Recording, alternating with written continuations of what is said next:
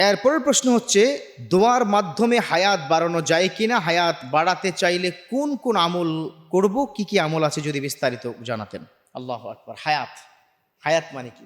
হায়াত মানে হচ্ছে আপনার আয়ুষ্কাল। তো এই হায়াত আসলেই বাড়ানো যায় কিনা। আমাল হায়াতুদ দুনিয়া ইল্লা মাতাউল গুরুর। আসলে দুনিয়াটা তো একটা চিরস্থায়ী, এটা একটা মরিচিকা, একটা ধোঁকা। আপনি 60-70 বছর কোনো রকম দিন পার হয়ে যাবে, সেই অনন্তকাল সুখময় অথবা দুঃখময় হবে আপনার। ভালো করবেন, ভালোর জন্য ভালো ফলাফল পাবেন।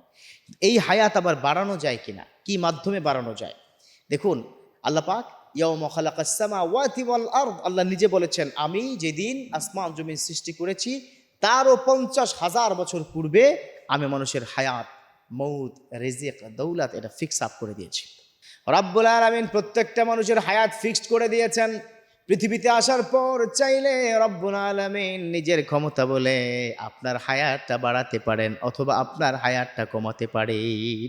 ইন্নাল্লাহা কুল্লু শাইইন কাদির। আল্লাহ সব ক্ষমতার অধিকারী। তিনি চাইলে আপনার হায়াত বৃদ্ধি করে দিবেন, আবার তিনি চাইলে আপনার হায়াতটা কমিয়ে দিবেন।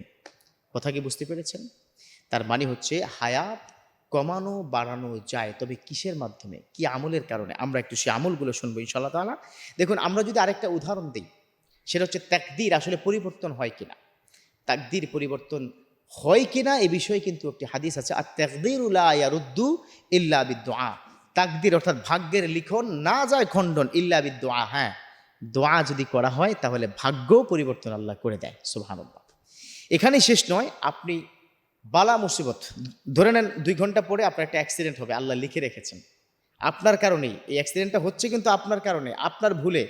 আল্লাহর কাজ হচ্ছে, আল্লাহ তো জানেন যে আপনি 2 ঘন্টা পরে কি করবেন।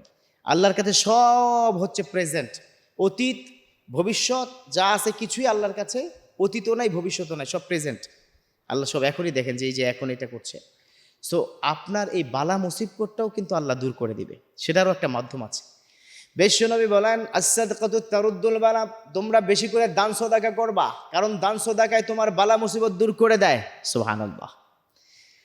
দান সদাকায় যদি বালা মুসিবত দূর করে দেয়, যে বালাটা তার ভাগ্যে ছিল, একইভাবে রব্বুল আলামিনের কাছে যদি দোয়া করা হয় হায়াত বৃদ্ধির জন্য, রব্বুল আলামিন সেই দোয়াটাও কবুল করবেন। কিসের কারণে, কি মাধ্যমে আমরা দোয়া করব? দেখুন, এটা আমরা যদি হাদিস পড়ি তাহলে আবু হুরায়রা রাদিয়াল্লাহু তাআলা আনহু থেকে একটা হাদিস। আবু হুরায়রা রাদিয়াল্লাহু তাআলা আনহু قال قال رسول الله صلى الله عليه وسلم من سره أن يبتسل أن يبسط له في رزقه فليسد الرحمن। যে ব্যক্তি দান সদাকা আত্মীয়তার সম্পর্ক ঠিক রাখে দান সদাকার মাধ্যমে, অথবা একটু জাস্ট মানুষের সাথে সুন্দর সম্পর্ক রাখা, সালাম বিনিময় করা, এরকম করে যদি আত্মীয়তার সম্পর্ক যে ঠিক রাখবে, রব্বে করিম তার আমল নামা, বিশেষ করে তার হায়াতের যে জিন্দেগিটা সেটাকে সুখময় করে হায়াতটা বৃদ্ধি করে দিবে। সুবহানাল্লাহ। তাহলে এই হাদিস দ্বারা প্রমাণিত হয়, বিশ্বনবী যেটা বলেছেন যে হায়াত যদি বৃদ্ধি করতে চাও আত্মীয়তার সম্পর্কটা ঠিক রাখো। আবার বিশ্বনবী ধমক দিয়ে আরেকটা কথা কিন্তু বলে দিয়েছেন, সেটা হচ্ছে মান কতা রাহমান ফালাইসা মিন্না, যে আত্মীয়তার সম্পর্ক ছেদ করলো সে আমার উম্মতি না। তো পারবো তো ইনশাল্লাহ আত্মীয়তার সুসম্পর্ক রাখার চেষ্টা করব। মোবাইলে হলেও খবর নেব, কে কোথায় কেমন আছে অন্তত একটু হলেও জানবো। আল্লাহ পাক আমাদেরকে এভাবে জেনে আল্লাহর প্রিয় বান্দা হওয়ার সুযোগ করে দিক। আমিন।